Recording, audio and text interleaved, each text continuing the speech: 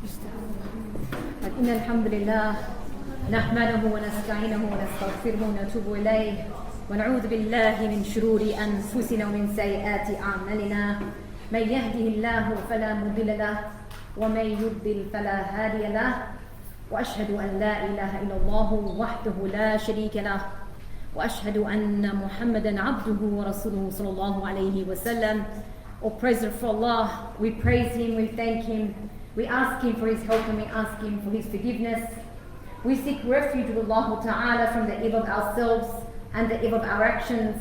Whoever is guided by Allah, then no one can misguide them, and whoever is misguided, then no one can guide them except for Allah Ta'ala. I bear witness that there is no God worthy of worship except Allah, and I bear witness that Muhammad sallallahu alayhi wa sallam is his final messenger. Amma ba'd. First of all, my dearest sisters, Assalamu alaikum wa rahmatullahi wa barakatuh. May Allah Ta'ala reward you all for your intention in coming here, bi'idhnillahi ta'ala. We ask Allah Ta'ala that, this gathering will be the cause for us to be increased, inshallah, in our iman, and, an opportunity for us to get closer to Allah Ta'ala and to revive our hearts, bi'idhnillahi ta'ala. Because we're all in need for reminding. SubhanAllah, all of us are in need for that reminding and in need to come together, in places where the dhikr of Allah Ta'ala takes place, with the remembrance of Allah Ta'ala takes place. Especially in these times when, SubhanAllah, we have so many negative influences around us, it's very difficult for us, SubhanAllah, to stay strong.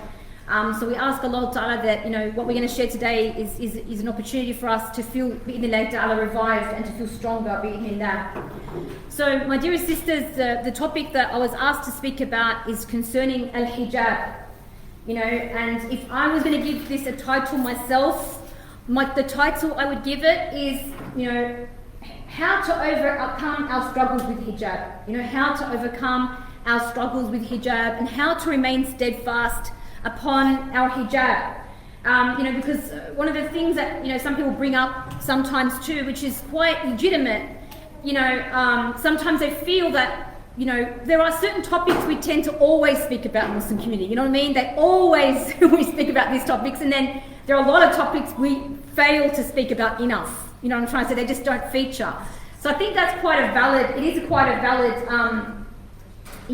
concern that some people do have, that why we only focus on some things and they're like the hype subjects, but yet there's so many other things that are just totally not, they're just like ignored or not really spoken about enough. So that is a valid point.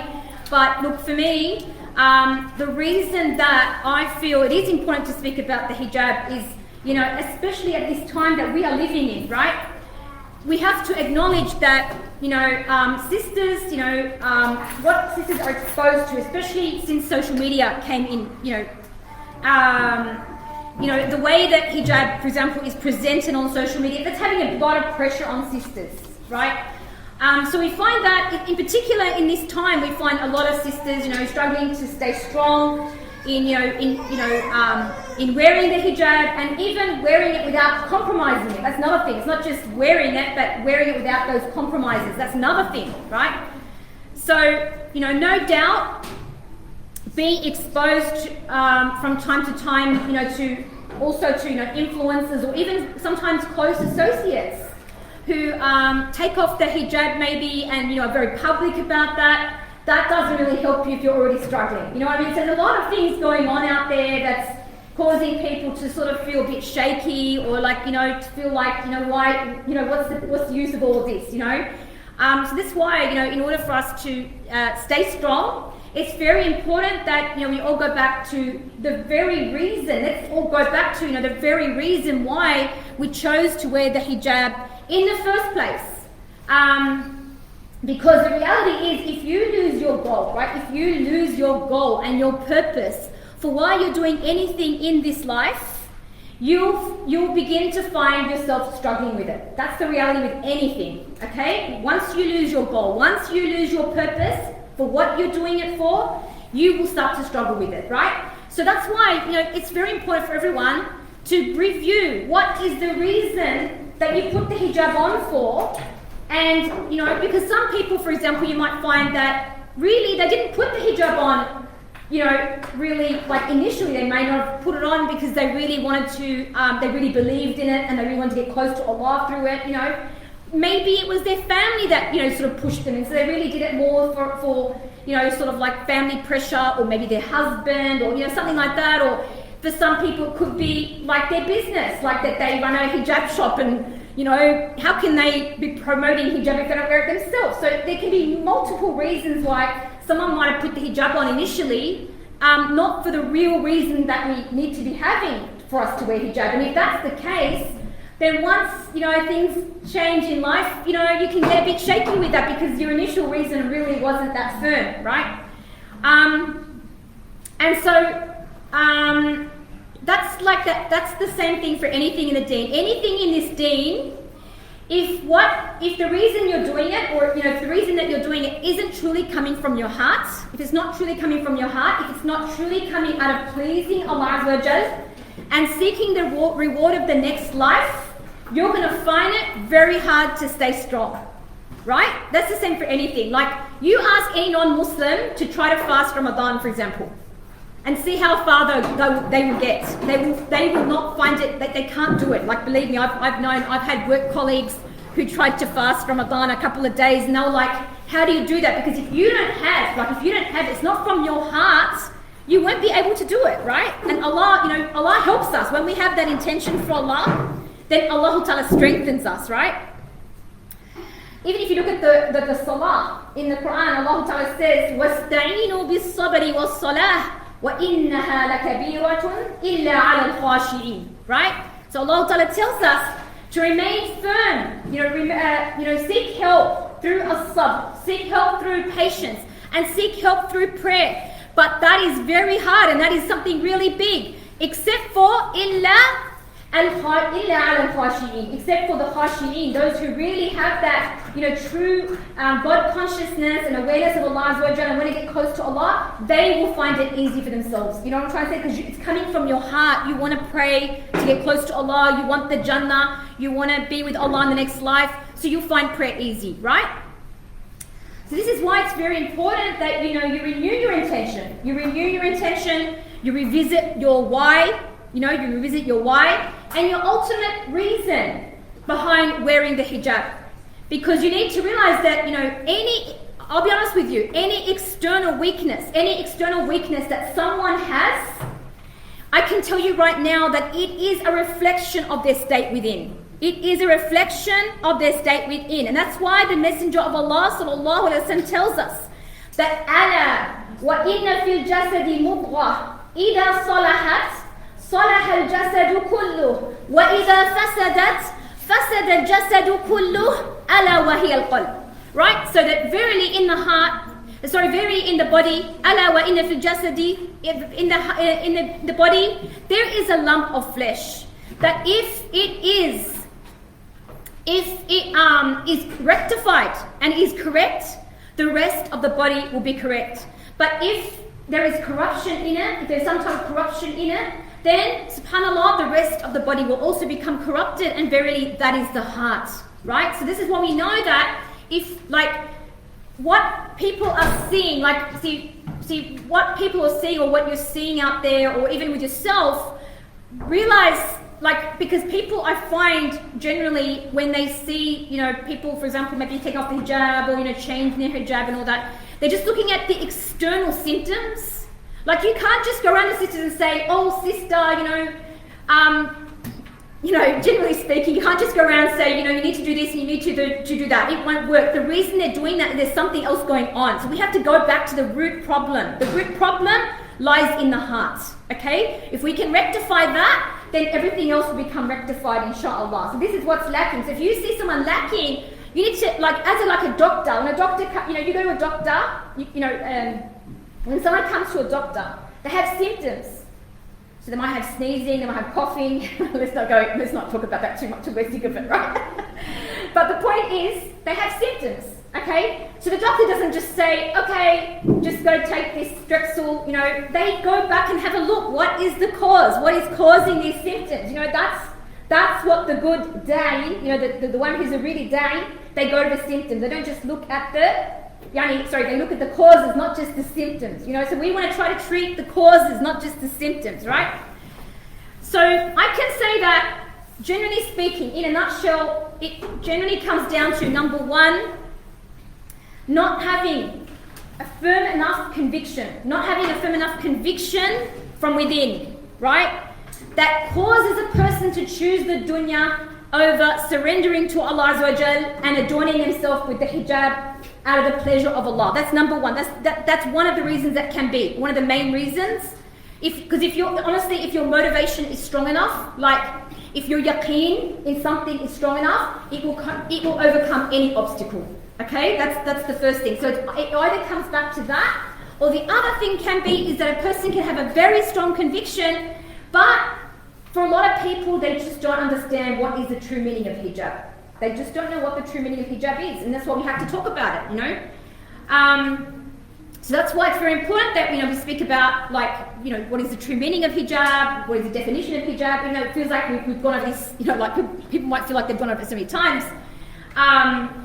But what we're seeing, the reason why it's important to go over it is because, what we're seeing, especially from the hijabi, fashion industry in particular, is that the concept of hijab has become very distorted, right? It's become distorted.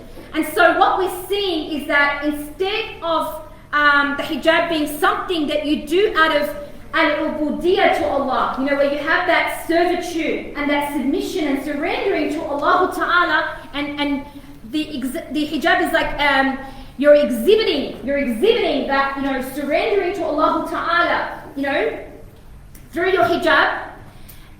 What instead it's become more of a we could say about personal identity. Okay, so if you look at that, you can actually say that what's actually happened is that people have actually secularized the hijab. So the hijab is like one thing and your deen is another thing. That's what's actually happened. And it's got to do with this new philosophy that's come in, is all about individualism, right? It's very, everything's now focused on the individual, how I feel, it's my choice, it's all about me. It's all about that. And so they've detached it from the deen, right? So that's why that unfortunately you'll find that for a lot of sisters, what the hijab is to them, what they see the hijab is basically like this piece of cloth that, you just stick it on your head, regardless of whatever you wear on your body, it doesn't really matter, or how much makeup you have on your face, no problem, because it's how I feel, it's how I want to present myself. So this is what we have seen now, and another thing we also see, subhanAllah, this is what we're seeing, the big changes happening with the hijab, is like, you can see that how the hijab has actually become, in many ways, sexualized, right? So it's no longer, hijab is no longer connected to al-haya, it's no longer connected to,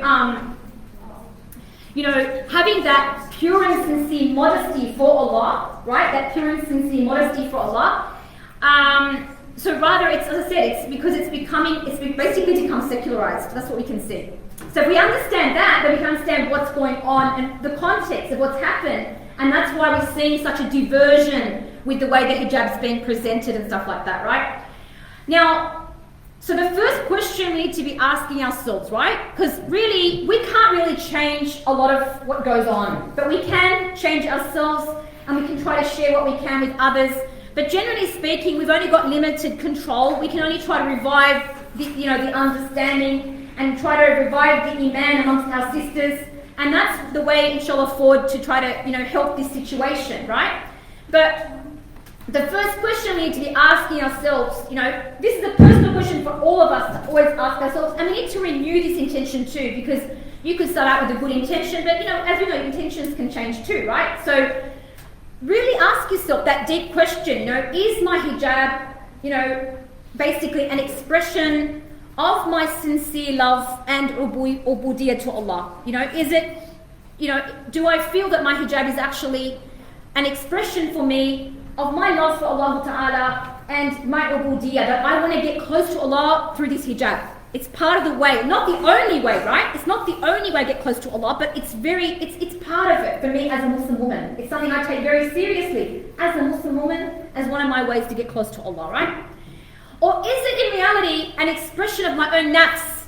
Has my hijab actually just become something that's just really an expression of my own nafs, an expression of my own personal desires, where I choose to wear it however I feel, regardless of whether that is pleasing to Allah or not? Do you know what I'm trying to say, sisters? And I don't really care how I wear it because it's all about me, like we were saying before, right? So, and that's why we need to even, reevaluate for ourselves, what is our true purpose and reason to be here in this world in the first place? Because it's not just about hijab here, because hijab's only part of the picture, right? It even goes back to, why am I even here in this dunya in the first place? What is my ultimate purpose in this dunya? Because if we haven't got that right, then don't expect other things like hijab to be right either. It's not going to come either, right? What do I really want to gain from this dunya? What is my goal in this dunya ultimately, right? We need to ask ourselves those serious questions. Because we need to realize that in this life, we are going to be tested over and over again, and Allah is going to test us to see what do we love more. That's part of your test in this dunya. Allah will test you to see what do you love more. If you look at Surah Al-Ankabut, Allah Ta'ala says after Bismillahir Rahmanir Rahim, Alif Lam Mim, أحسب الناس أن يتركوا أن يقولوا آمنا وهم لا يفتنون. Did people think that they would be left to say amanna, that would be left to say I believe, and they won't be tested? وَلَقَدْ فَتَنَّا الَّذِينَ مِنْ قَبْلِهِمْ فَلَيَعْلَمَنَّ اللَّهُ الَّذِينَ صَدَقُوا وَلَيَعْلَمَنَّ الْكَاذِبِينَ. So that verily we will test, verily we tested those who came before them, and Allah Ta'ala tested them in order to know who are the sadiqeen, who are the sincere and true in their faith, and who are, the shaky ones in their faith. You know what I'm trying to say, sisters? So this is what Allah's always testing us to see. What do we love more? Where are our priorities really? And that's what we have to always come back to when we make decisions in this life. And I just want to say here too, like if you speak to most reverts, right, in particular, I'm not saying only reverts, but if you speak to most reverts, you will find they gave up a lot to become Muslims, right? They had to sacrifice a lot to become Muslims. They often have had to give up their families, they've had to give up sometimes careers, they've had to give up money. Go back to the Sahaba and have a look at how much did they give up for Allah, for Lillah. How much were they ready to give up? You know what I'm trying to say, sisters? This is what Islam is also about, sacrifice. We were not created for this dunya. We were not created for this dunya. Do you understand? So I know it's hard because we're so surrounded by dunya now. It's from every direction swarming us on our feeds. We start to get sucked in and think that it's just this life. But if we really, we need to regain our focus and realize what is our ultimate goal in this world, right? And I know for me, like it was never, especially in the beginning, it was never easy to swim against the tide. It's not easy to swim against the tide. Give us some credit. It's not easy to be different and to swim against the tide. Everyone's wearing hijab one way, everyone's doing one thing, and you're trying to go in the opposite direction, okay? But one of the things that's always helped me, inshallah, and I ask Allah to keep us firm until the last breaths of our life, Ya Rabbil Alameen. But I said to myself, if I know that Islam is the haqq, if I know that Islam is the truth, and that this life is a test, and that I can't come back and do this test again. If I don't do well in this test, I can't come back and have another chance. Then I want to be in the best state I can possibly be in when I meet with Allah Azza wa Jal in the next life, right? So if I can't stand, and I know for myself personally, I cannot stand the feeling of the regret of not doing well in something. Like when I try to do something, and I don't do well, like I have these regrets, it burns me. You know what I'm trying to say? So I focus on that sometimes, and I think if that's the regret I feel in dunya for something that I could easily go and do it again, or I could find another pathway. There's always, But then how much more regret would you feel meeting Allah subhanahu wa ta'ala, having failed to, fulfill something that He made fard upon you? You know what I'm trying to say, sisters? So that's a big motivator. If you think about that, if you keep reminding yourself of how short is this life, and then to think that death can come to us at any moment, and imagine that if you haven't done what you want to do before you leave this life, that you're going to be raised in that state. So then there's no use regretting because nothing you can do about it. So that, for me, that's one of the greatest motivators for everything in Islam, not just hijab, but for everything. Like if you want any greater motivator, just keep thinking about Yawm al-Qiyamah. How do you want to meet with Allah? You know, we ask Allah to raise us in the best of states, but really that's what it comes down to. Are you really happy with yourself now? If not, think about what I need to do today to change as much as I can. No one's perfect, right? No one is perfect. We're never going to be perfect. But we want to be on that journey, inshallah, right? We want to be on that journey before it's too late. That's what I'm trying to say. All right, and be proactive, not just making excuses for ourselves and saying tomorrow, tomorrow, tomorrow, because tomorrow might never come. That's the reality, right? So my dear sisters, we need to realize that if someone, this is what I'm trying to say here, is that if someone, let me say this, let's be honest, if someone is really convinced from their heart about wearing the hijab, then let's say it like this: nobody in this dunya, not even a TEDx speaker or, an Instagrammer is going to be able to convince you otherwise. That's what it comes down to, right? So it comes back to myself. It comes back to me rectifying my condition, okay? All right, so then the next thing I want to also speak about is some of the misconceptions surrounding the hijab. Because, as we said, especially at this time, what we're seeing, a lot of people are starting to begin to think, because of the way, as I said, there has been this secularization of hijab, whereby hijab is just really detached from your ubudiyya to Allah. It's not attached to the deen, and so people start to think it's just like some piece of cloth that I identify myself with, and then everyone has a different say on what that identity is. Okay. And then you've even got others going around saying that, I can't find the word hijab in the Quran, so, it mustn't be thought. we've got that extreme as well, right? So that's why it's really important for us to go back to the fundamentals, to have a look at this, pick this apart, So first of all, let's just talk about what does the word hijab mean, because that's another thing, right? So what is hijab aslan? What does it mean aslan? What does it mean originally? It means to conceal, right? And when you say hajaba shay'un, like when you say something is covered and concealed, something is covered and concealed, right? So any barrier that conceals or shields something else is what we can call a hijab. Like if we say, a wall could be a hijab if it's screening something else. A wall could be a hijab. A curtain could be a hijab. A door could be a hijab. Like there are many different things that could be a hijab. It basically means like a barrier, a shield. That's aslan. That's what hijab means originally, right? So this is how the covering that a Muslim woman adorns herself with became known as hijab, because she's screening herself. She's screening her awra from the non-mahrams, from looking at her awra, right? In a nutshell, right? So you see that the word hijab isn't just a word we use only for covering of the hair. The hair is only part of the picture, okay? In fact, the word khimar is a specific word that refers to the covering that a woman places on or covers her head and hair with. It's called khimar.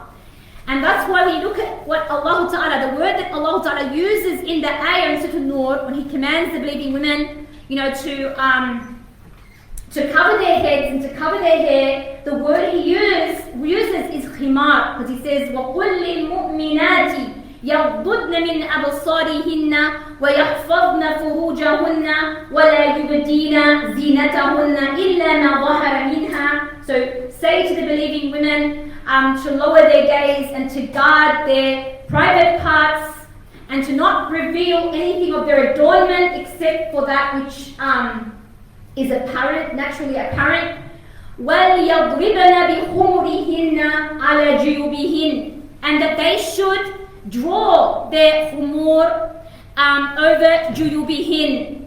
So that I'm going to explain that in a minute. So in other words, we're seeing here that the believing women were commanded to draw their khimar over their chest. Now we have to understand something very important.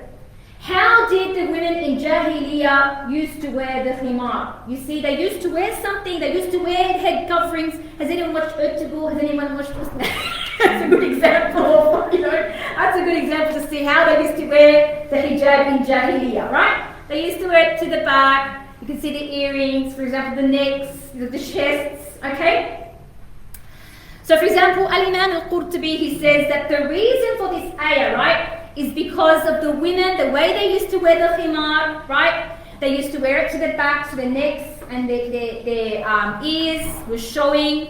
And so then Allah Ta'ala ordered them to bring the khimar, over there and cover their necks and chests so that they would be concealed, that their zina will be concealed, right? Their adornments and their aura will be concealed. And Aisha radiallahu anha, she said, is to bring a thick khimar that conceals, right?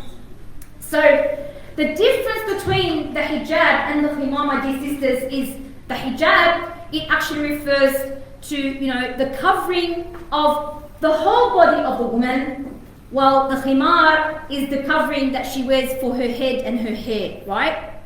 So the meaning of hijab, you can see it's more comprehensive. It's more comprehensive than khimar. So that's in response to those who say, hijab's not in the Quran, right? You need to understand what are the words being used, like that Allah Ta'ala is using in the Quran. How did the Sahabi act? How did the Sahabi also act upon those verses when they came down, right? They are the ones that understood these verses, not someone in the year 2022 trying to tell me the meanings of my religion. Like we go back and how the Sahaba understood it more than anybody else, right? So, just like with the prayer, if you want to be, okay, so this is the point. Just like with the prayer, if you want to be rewarded with your prayer, you know that there are certain conditions that you need to fulfill, right? There are certain conditions we need to fulfill in our prayers if we want our prayers to be accepted by Allah Azza wa Jal. And you can't just pray the way you want, right? We can't just make up our own way of praying. We can't just I'm just going to sit here and I'm going to pray like this 5 times a day instead. We can't do that, right? So this is the same for hijab. It also has certain conditions that we need to meet. The same thing. The hijab has certain conditions that we need to meet. And we need to realize that if we're seeking that reward, if we are really trying to seek that reward from Allah, through wearing our hijab, and want to have it accepted, then we need to have a look at what are those conditions. What are those conditions we need to be adopting in order for our hijab to be accepted by Allah subhanahu wa ta'ala, inshallah, and we get that full reward for it, inshallah. So, the scholars basically derive the conditions for hijab from these two ayat, the two main ayat in the Quran, Surah Nur, which we just had a look at. The first one we said, especially the ayat, the part where it says, وَلَا يُبْدِينَ زِينَتَهُنَّ إِلَّا مَا ظَهَرَ مِنْهَا. They don't reveal their zina, they don't reveal their adornment, except that which is apparent from it. And then you've got the ayah in Surah Al-Ahzab, where Allah Ta'ala says, يَا أَيُّهَا النَّبِيُّ قُلْ لِأَزْوَاجِكَ وَبَنَاتِكَ وَنِسَاءِ الْمُؤْمِنِينَ يُدْنِينَ عَلَيْهِنَّ مِنْ جَلَابِيبِهِنْ. Right? O Prophet sallallahu alaihi wasallam, say to your wives and your daughters and the believing women, يُدْنِينَ عَلَيْهِنَّ مِنْ جَلَابِيبِهِنْ. So to bring their jalabib, because the jalabib is something they used to wear, like it goes long like that, over their heads down to the ground. Bring it around and draw it close over themselves so that their aura will be not exposed and not left open for, think their adornments to all be shown and all that. ذَلِكَ أَدْنَى أَن يُعْرَفْنَ فَلَا يُؤْذَيْنَ. That is closer, that is nearer for them, or that is in order for them, so that they will be identified as the believing women. They will be known when they are seen, because from the way that they are presenting themselves, right, that they will be known and identified that is a believing woman. She is a woman, inshallah, of honor. And she is, because of the persona that she's giving off, from the way she's presenting herself, it's known not to mess around with her. She's not a woman to just mess around with. You understand? So it's a very, like clothing, even that the non-Muslims even admit it, clothing is it is a statement. Everything you wear is a statement. subhanAllah. So realize that hijab is a statement, okay? And the statement that you're saying, especially to those with corrupt hearts, anyone who's got a corrupt heart will know that this is a chaste believing woman. She is to be honoured and dignified. She's putting her boundaries. We talk about boundaries in these times. That's a boundary. The way you're presenting yourself with hijab is you're placing a firm boundary. People know, that's it. This is my boundary. Back off, in other words. That's what it's about, you know what I mean? They know, not to just approach you easily. I know because I've done the journey. I used to work in a non-Muslim environment, and I used to work with men before becoming Muslim. You know what I'm trying to say? And I know the men would sometimes, this was a bit bad, it was worse in those days, but men would just sometimes come up and start massaging one of the women. These days there's a lot more, it's much stricter now, but that was going, we're talking about 30 years ago, and that stuff used to go on a lot, but, so wearing something like hijab, you're putting a boundary, they'll feel oh, okay, and they do, you see the reaction when, with especially non-Muslim men. Sometimes Muslim men don't always get it, but unfortunately. But that's because they're not playing their side of it. That's their problem. If you've done everything from your side, then it's on them. It's on them. This is a two-way street. It's not just I should mention that too. It's not just a one-way street that women have to take all the burden and the men just nothing's on them. No, they have responsibility. They're going to be asked by Allah subhanahu wa ta'ala. Do you understand? So. And then also we've got the hadith of Asma as well. We've got the hadith of Asma where, it's mentioned about how the Messenger of Allah, mentioned about how, when a woman reaches the age of puberty, that, she should cover everything basically except her face and hands. Okay? So in a nutshell, we could go into this in details, but we're just trying to skim the surface to get the idea. So, this is why the fuqaha, this is why the jurists were in agreement. It's obligatory for a woman who's reached puberty to cover all of her body except the face and hands. That's something they all agree on. Okay, at least at that point they agree on. And to shield her aura from those who aren't allowed to look at her. Right? That's what it's all about. Shielding your aura from those who can't look at you from seeing the aura. Right? So as you can see, that is general except for the Ahnaf, except for the Hanafi, who they view that the feet only, okay, is also not part of the aura. So we do have to respect other opinions, but in general what I'm saying to you is, it's limited to the face and the hands, and the jumhur, the majority of scholars, they limit it only to the face and hands, whereas, the Hanafi madhab, the Hanafi madhab takes it that you can also show your feet, just to clarify that as well. So they do have that, right? But besides that, everything else is part of your aura, right? It's supposed to be covered, right? That's what we understand from that. So that's why the main thing to keep in mind when choosing a hijab, so it's not only one style of hijab that we're stuck with. It's not like that. It's not like, that you have to only wear one style of hijab. It's not like that, right? The point is, does this hijab meet the conditions that is outlined for the hijab, right? And what I say to sisters is, if you're going to go to all this effort, right, of wearing the hijab, and if you're going to go through things wearing the hijab, right, at least you want to get the reward for it, right? You want to make sure you're getting the reward for it, and you want to make sure that that's, you're fulfilling conditions. So that's why I think it's important to keep in mind what's known as usul al-fiqh, right, which is the foundations of fiqh, right? We need to look at the illah. What is the illah? What is the reason for the obligation of hijab? Now, it's not the only reason, but it's one of the main reason, or the main reason that the fuqaha bring up for the reasons for hijab to be obligatory, right, is due to, they say, tahrim al-nazar, right, which means preventing, or basically preventing the unwanted look at the aura of the believing woman, right? That's how I can say it. And also al-khawfu min al-fitna, that it's to prevent fitna, but basically what I'm saying is, it is to place that boundary from the unwanted and the unlawful look at the aura of the baby woman, right?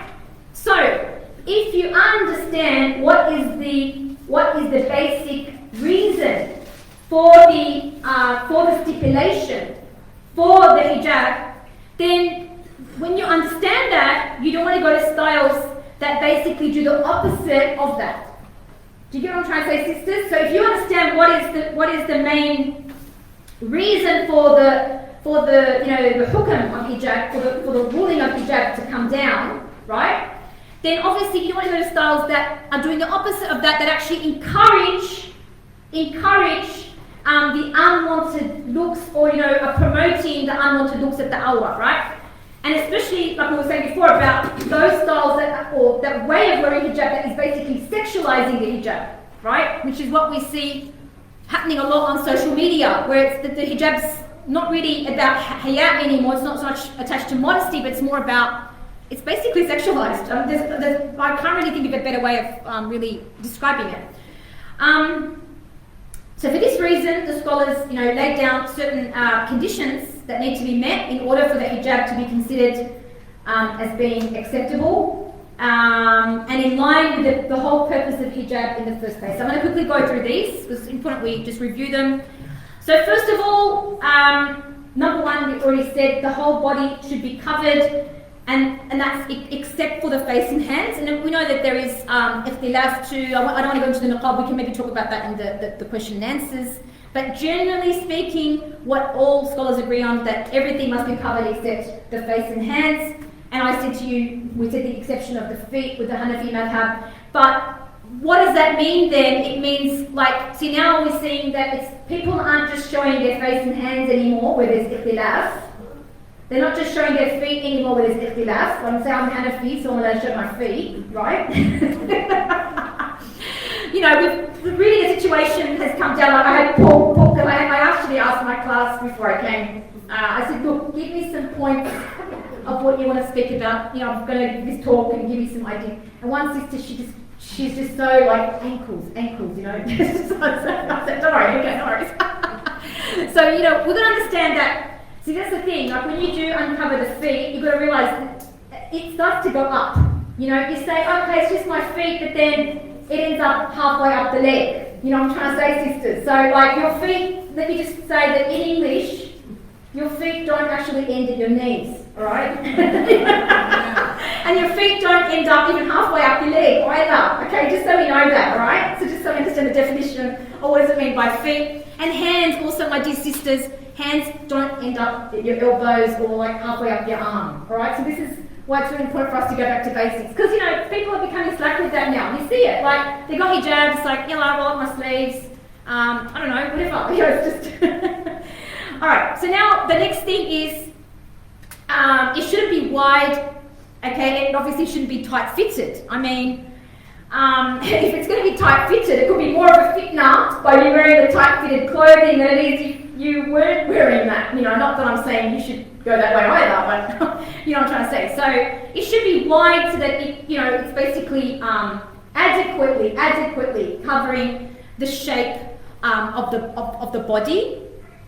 So that means obviously no tight leggings, because I'm sure you've all seen on Eid plenty of the interesting manifestations or interpretations of what hijab means to certain people. It's very interesting, let's just say that.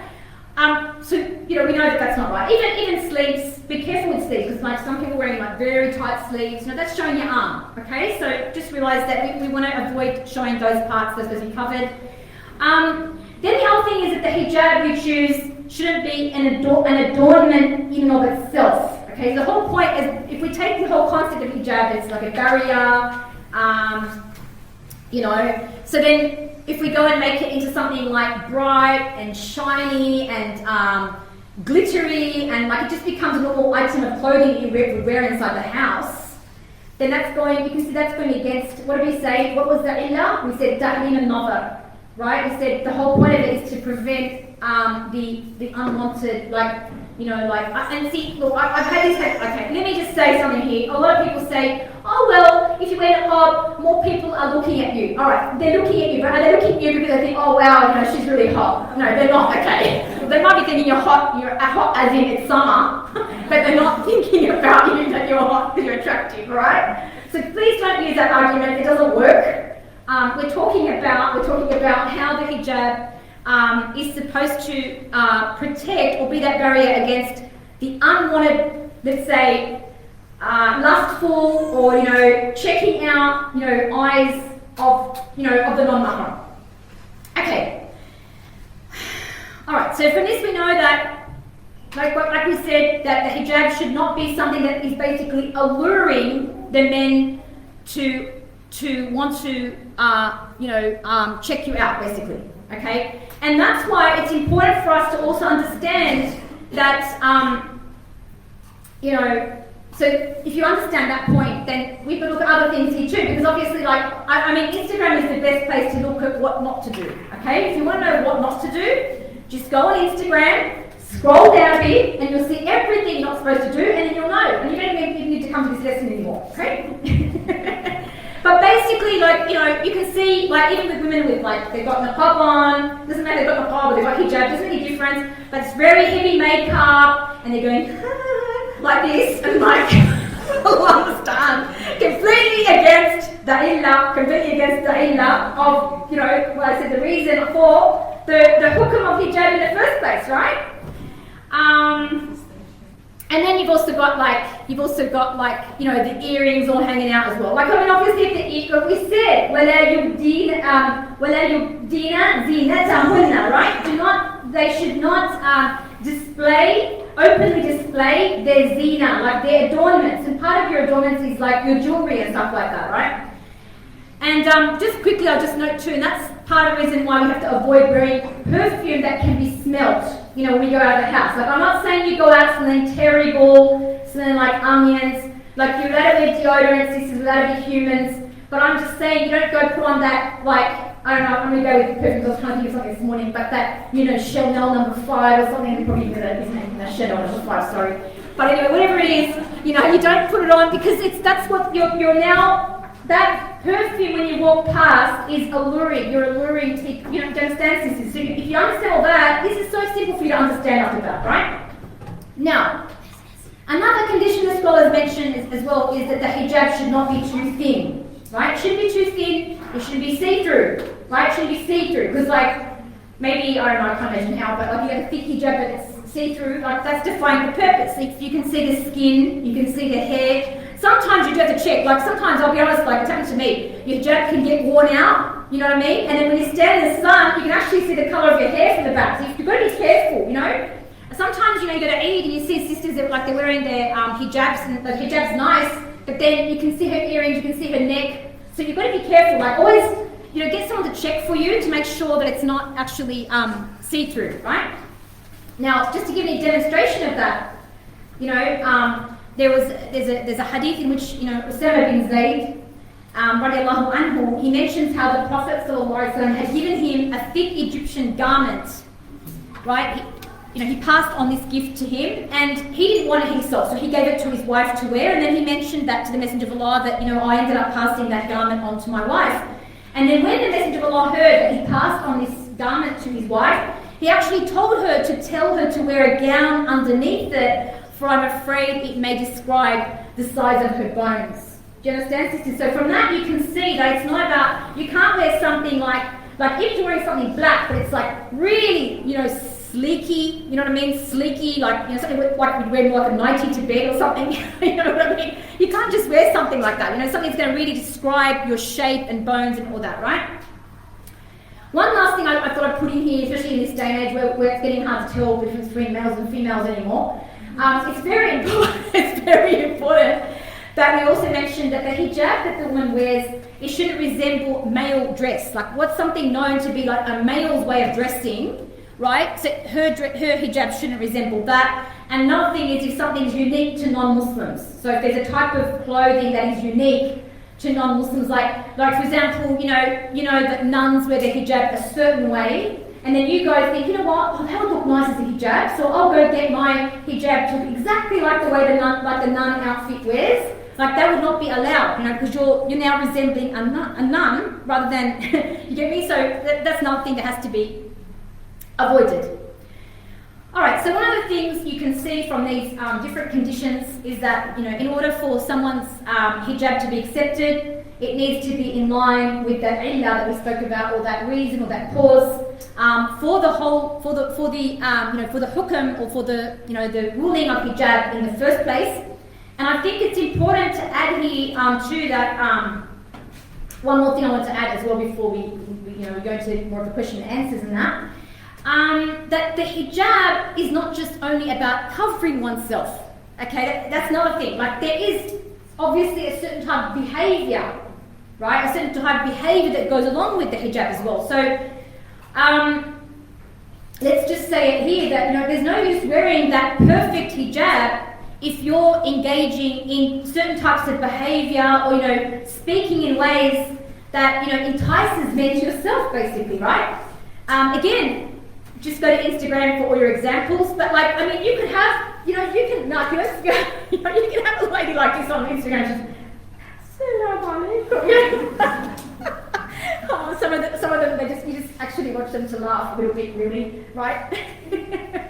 But you know what I'm trying to say? It doesn't matter. It's not just about the covering, but it's also about the behaviour that goes with it. If the behaviour is like the antithesis of the hijab, right?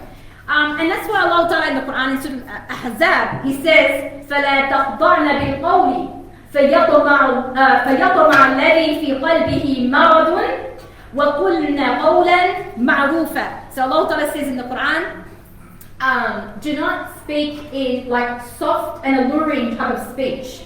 So some people they go a bit extreme with that and say woman's voice. No, woman's voice, the natural voice of the woman is not awra, but there is certain types of speech that becomes awra, which she speaks in that alluring way. And we all know what that alluring way is. I'm sure I don't need to spell that out. We all know that that's the type of speech you don't speak like that with the non-mahram, right? The non-mahram male. Because that can ignite something in the heart, of that person, and especially like Allah says here, الَّذِي فِي قَلْبِهِ مَرَض, that if he has some sort of disease in the heart, which Allah Musta'an, in this time we're living in, that was talking in the time of the Sahaba, who had the purest of hearts. So what about at this time that we're living in? Allah Musta'an, right, sisters? And He says, وَقُلْنَا قَوْلًا مَعْرُوفًا. So, I had that question even one of the things that come up for some people, and that's one thing that people struggle with too. They say, well, look, I'm wearing the hijab to the best of my ability, but I don't know how to just, be as a Muslim. It's hard, how do I navigate that? It is quite tricky, especially in this time. But let me say this, sisters, it's stick to al-qawl al-ma'ruf. Qawl al-ma'ruf is basically speaking in business-like speech, formal type of way, not letting them feel they've got a chance with you, basically. You know what I'm saying, sisters? So you can still speak, you can have a conversation, you can, of course not alone conversation, right? But you can have a conversation with someone, you can speak with your formal way, business-like way. That's the high manners that Islam has taught us, right? So that's the best way I can explain it. Okay, so what I'm saying is that at the end of the day, what I say is this, as long as you're already choosing to wear something on your head, alright, you can already go through hardships in doing that, right? And you're already obviously identifying yourself as a Muslimah, then whether you wear it correctly or not, you're still going to go through hardships. It doesn't make any difference, right? So why not just, wear it according to the way that fulfills the conditions so that you don't risk not getting the full reward from Allah subhanahu wa ta'ala. Do you know what I'm trying to say, sisters? That's the way that we need to look at it like that. You know what I mean? And that's why it's so important to keep on reminding yourself over and over again about the reward. You need to keep reminding yourself of the reward of what you're doing, right? Keep the akhirah always in your focus. Because when you do it properly, you've got to realize that every moment, that each time you step out of your house, you are in a state of you're in a state where Allah is pleased with you. Allah is pleased with you due to you obeying Him. Okay, and we also know that whenever we do something for the sake of Allah, it is rewarded from 10 to 700 times. And And I believe that in this time when we are trying to swim so hard against the tide, right, and especially when there's Islamophobia and all the different pressures, Allahu Alam, how great is the reward, that it could be even 700 times, Allahu Alam, you know. Because we have to realize that the greater the struggle that's there for you, the greater the fitna, the harder it is for you to do something for the sake of Allah, then the greater the reward will be also. And you know, and you can't compare our struggle that we have in wearing hijab to say the struggle the Sahabiyat had in wearing hijab. It's just not the same. They had the Medinian society to support them, and you know, and our struggle in wearing hijab is not the same as, say, people like who live in, you know, in a Muslim environment where hijab is something easy for them to do and they don't have those challenges. Do you know what I'm trying to say, sisters? And if we're looking at our times, then our times in wearing hijab and trying to wear it according to its conditions is much harder with the social media era than it would have been, say, go back, you know, say 20 years ago, 30 years ago, when they didn't have all that pressure on them as well, right? So, also before I finish too, I actually wanted to go through some strategies to help ourselves become stronger in wearing hijab, right? Because I try to make my talks as much as possible, as practical as possible, not just like just the theory and here's your theory, now go home and deal with it. I try to, you know, make it as practical as possible, inshallah. Right, so the first thing is, what I say is, you know, try to examine any negative feelings that maybe you're having with wearing hijab. You know, try to pinpoint where is that coming from, or weakness. Not necessarily negative feelings, but like just weaknesses. Like, do you have certain weaknesses there with your hijab, you know? And then to try to be honest, sometimes you do need to look at this, right? Honestly with yourself, what is causing that? What is behind that, you know? Is it due to not feeling strong enough in your iman? Okay, so we're going to first of all identify where it's coming from, then we can move to solving that, right? So first of all, is it coming from not being strong enough in our iman? Is it that we feel very self-conscious when we wear hijab? You know, if the issue is in fact relating more to lacking self-confidence, you know, try to work out, is because some people, they think it's their lack of iman, but sometimes it's actually their lack of self-confidence. Sometimes they lack self-esteem, so they find it very difficult to do things. It's not that they don't have the iman, but their self-esteem, you know what I'm trying to say? So, then the other thing too is like, are these feelings coming from external pressures? You know, is it the Islamophobia that you're facing every day? Is it work pressures? Is it family pressures? Is it, you know, wanting to get ahead in your career? I think that's a big one for a lot of sisters now, you know, wanting to get ahead in their career. So, or is it simply that you don't like the way you look or feel in hijab? You know, there's a whole lot of things that's coming in for a lot of sisters why they're struggling with hijab, right? So we've just got to go back to what is the reason, try to pinpoint that for yourself first, and then we move to try to solve that. So now the second step is now to be proactive in looking at how you can do something about that. Okay? Because you know, if you're trying to do something sincerely for Allah, of course, number one, you make dua, you ask Allah for help. But then number two, you've got to take some proactive measures to try to work on that, you know, not just leave it. So let's say that you're not feeling good enough. Some people, they don't feel good enough to wear hijab. Like, I know one of the blockers for some people, they say, the reason I haven't put hijab on yet, look at me, I'm just a big hypocrite, and I've done so many sins in my life, who am I to wear hijab? Some people, they say that to themselves, right? So we have to also realize that hijab has never been about being good enough. It's not about being good enough. It's not, don't ever have that mentality where, when I'm good enough, I'll put on the hijab. That doesn't, you know, you know what I'm trying to say? That's just actually Shaitan trying to stop you from moving forward. First of all, just recognize what we've spoken about today. What is your main and ultimate goal in this life? Recognizing that this is what Allah wants from me as a believing woman, right? And then realize that when you take that step, you may feel like you're not ready for it, but when you take that step, it's actually something that's going to help you to improve yourself.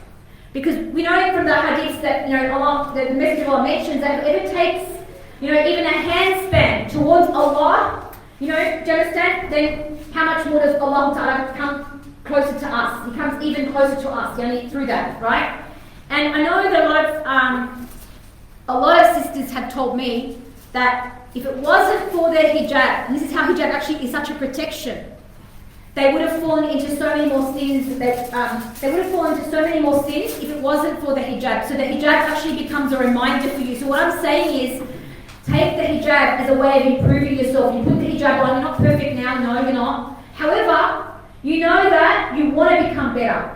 So you use the hijab as a gauge, to propel you to go forward. Like, I know I put on hijab, I wasn't perfect either, but like, I said to myself, you know what, I'm going to do this, and then I felt like, okay, I'm wearing hijab now, and then Allah blesses you too. Like, when you come close to Allah in one way, Allah blesses you and helps you to come closer in other ways. You find other parts of your life also improving, alhamdulillah, other areas, improving for you as well. And this is why the Prophet ﷺ tells us, he mentions about this hadith Qudsi, which is actually, Allah Ta'ala has said, that the Messenger of Allah has told us that Allah has said, وَمَا تَقَرَّبَ إِلَيَّ عَبْدِي بِشَيْءٍ أَحَبَّ إِلَيَّ مِمَّا افترضت عَلَيْهِ. Right? That my servant does not come close to me by anything that is more love to me than what I have made compulsory. So if you want to know how, like you say, I love Allah, I want to be close to Allah. The best way to get close to Allah, the number one way, is first of all, try to do everything He's commanded you to do, right? And then He says, وَمَا يَزَالُ عَبْدِي يَتَقَرَّبُ إِلَيَّ بِالنَّوَافِلِ حَتَّى أُحِبَّهُ. Right? حَتَّى أُحِبَّهُ. So, and my servant continues to seek nearness to me by the nawafil, by the extra good deeds, until I love Him. So everyone always wants to be loved. Like, we all want to be loved by Allah, right?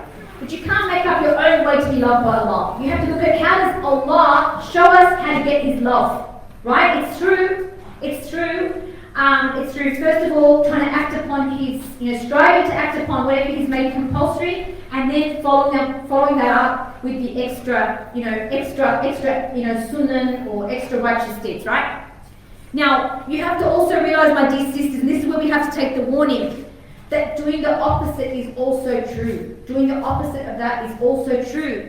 So someone might think, what's the big deal? I've just taken off my hijab.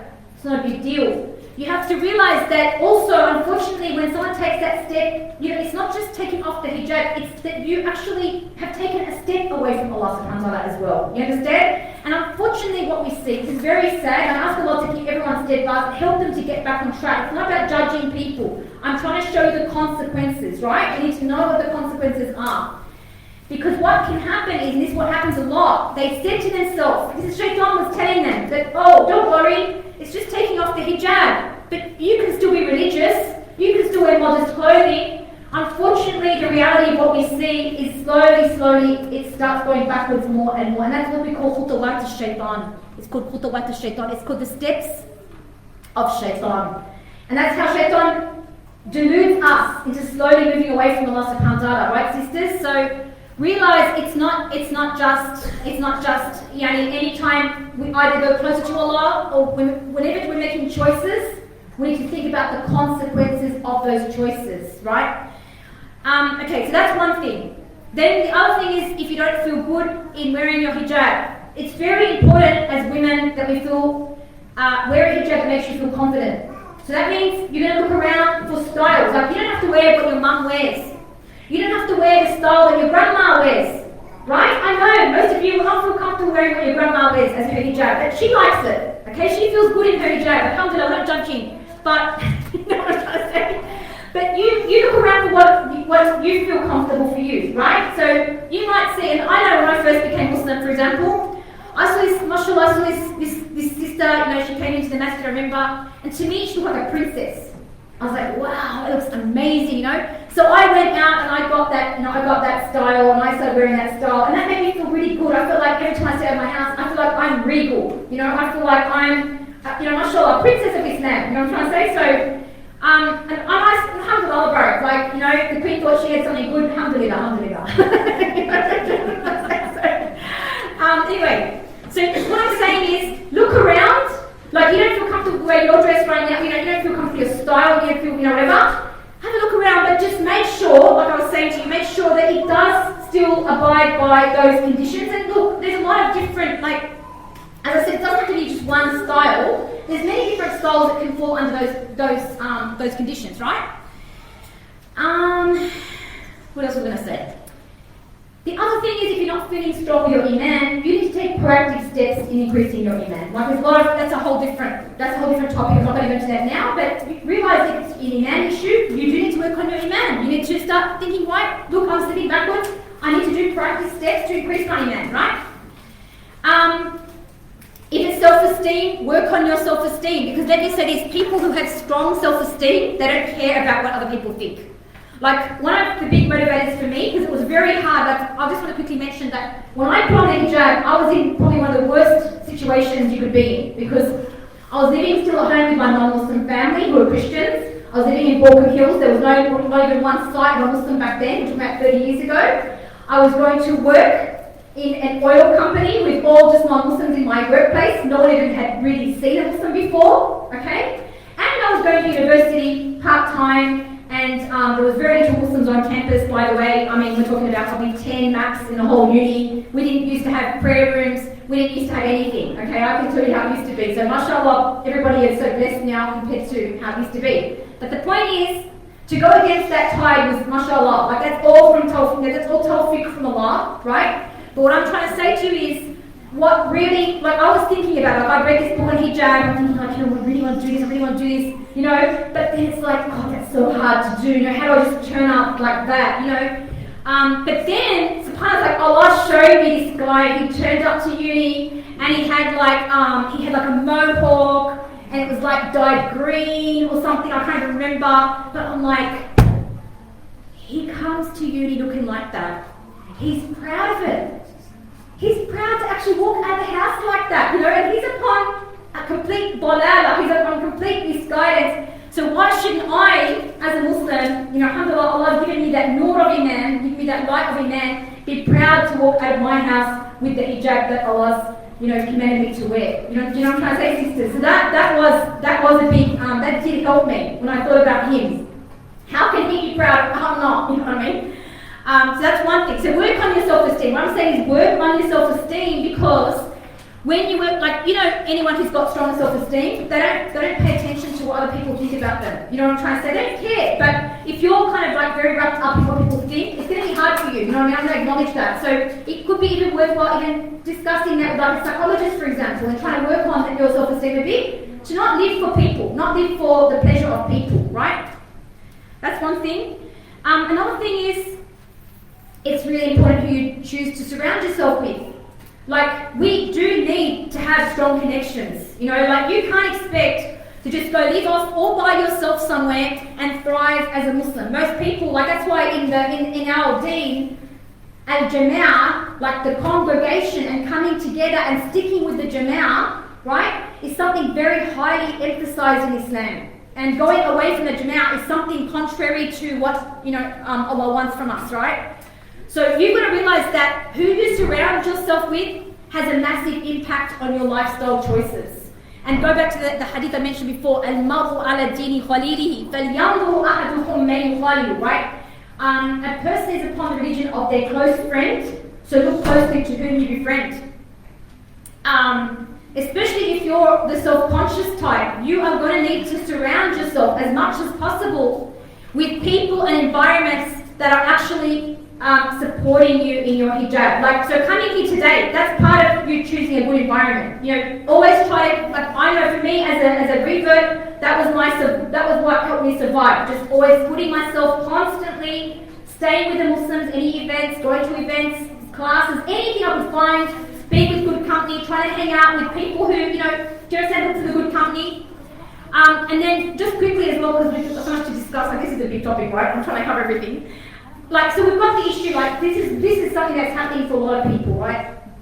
Now, look, what happens is, you know, subhanAllah, Allah opens it for you, you've got a great education, and you've got a great job. That happened to me, even one of my sisters, that happened to me.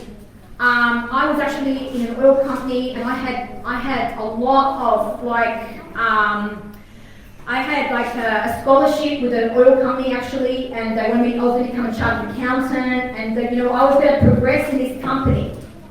And then when I put the hijab on, I'm going to tell you straight out, they told me, you're not going to, first of all they told me, oh, you're not going to get us one a husband. I was like, yeah, right. Anyway, and then they also told me, you know, you're not going to be able to go anywhere. Do you understand? So, but what you would have realised is, okay, sisters, this is where you are going to have to make some tough choices sometimes in life. You know, and that's why I advise everyone to stick to the Quran, because Allah tells us in the Quran, "Minkum man yuridu dunya, wa minkum man yuridu akhirah." Like, some of you are going to choose the dunya, and some of you are going to choose the akhirah. So Allah's going to, as I said earlier, Allah is going to test you over and over again. Which one do you choose? If you choose akhirah, I can guarantee you that Allah will open up another path for you. Allah will open another path for you. Whatever you've studied, you can find another path, but you have to look for it. But don't let whatever your career is or profession is come between you and Allah and you and the akhirah. That's what it comes down to. Alright?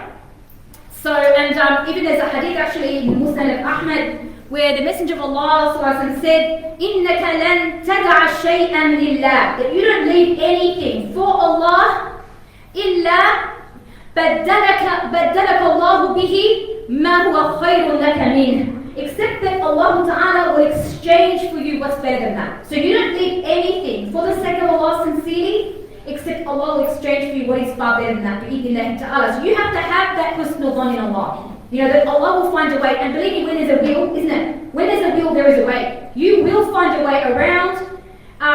With your career, you can find another way around it to help, especially look for, we want to get rewards for what we're doing as well. So try to look for ways to help the Muslim community. Do you understand? Get involved and find another way that you can use your skills for the Muslim community, but don't compromise. Don't compromise your deen. Don't compromise your deen. It is not worth it. You know, because we're talking about trading akhirah for dunya is not worth it. You know what I'm trying to say, sisters?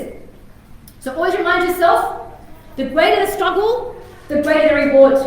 And like I was saying earlier, practicing in these times, practicing our Islam in these times, the Messenger of Allah even warned us. We shouldn't be surprised it's so hard. The Messenger of Allah warned us that the time will come where it will become extremely difficult for a person to practice their deen.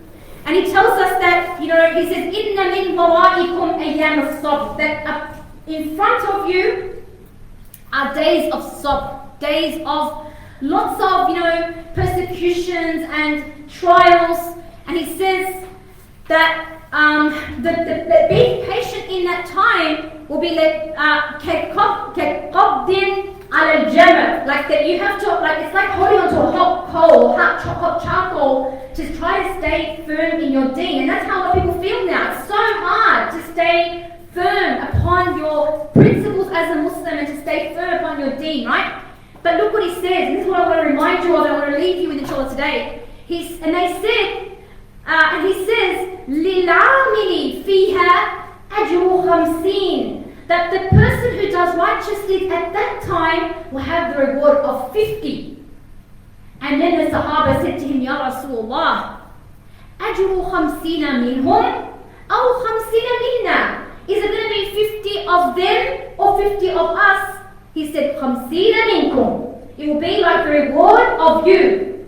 And the way the ulama explained this hadith, they said, like for example, of course, we're not going, like obviously the Sahaba had their virtues and there are certain things we can never reach their level in ajr, right? But something like the hijab, where we have to go through so many more trials and difficulties to wear it, then we can be sure that the reward we're getting for hijab, وَلَيْسَ مِنَ اللَّهِ بِبَعِيدٍ, it's not too much for Allah that we could be Allah and getting the reward of one of the Sahabiyat, 50 of the Sahabiyat in a reward for our hijab. So I want to remind you of that. And always say the dua, Ya muqallib al-qulub, thabbit qalbi ala dinik. Keep saying it over again. This was the most dua that the Messenger of Allah used to say, and he was the Rasul. And the most dua he used to say, Ya muqallib al-qulub, thabbit qalbi ala dinik. O turn of the hearts, keep my heart firm upon your religion. Alright, I'll leave it there. وصلى الله وسلم على نبينا محمد وعلى آله وصحبه أجمعين.